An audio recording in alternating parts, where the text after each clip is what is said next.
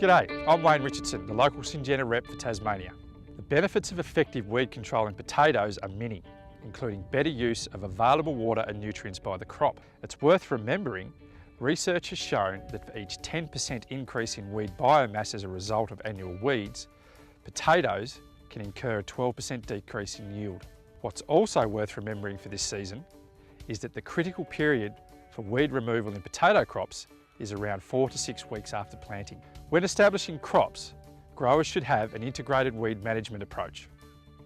Choosing to do a combination of some of the following will give you the best results. Try rotating potato crops with pasture or other crops that allow successful control of major potato weeds. Ensure you have effective weed control during fallow periods leading up to cropping. For best pre-planting weed management, you should form your seed beds and pre-irrigate to encourage weed seeds to germinate.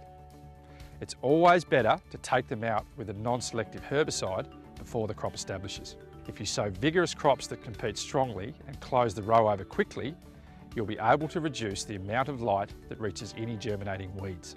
Where possible, use mechanical weed control before row closure, and absolutely avoid the use of contaminated seed. And of course, always ensure that your machinery is spotlessly clean. In terms of herbicides that will provide residual control early in the crop's life, Guard and the more recently registered Boxer Gold are two products well worth considering. Both are registered for control of many important broadleaf weeds, including blackberry nightshade and fat hen, along with control or suppression of a range of grass weeds, including annual ryegrass. Herbicides with new active ingredients such as Boxer Gold are essential to broaden the spectrum of weeds controlled and for resistant management. A real strength of Boxer Gold is its annual ryegrass control. We would always recommend growers do not over-rely on any one particular herbicide group. This not only selects for resistance, it also changes the weed spectrum, allowing a weed or weed species not controlled by that particular herbicide group to become dominant.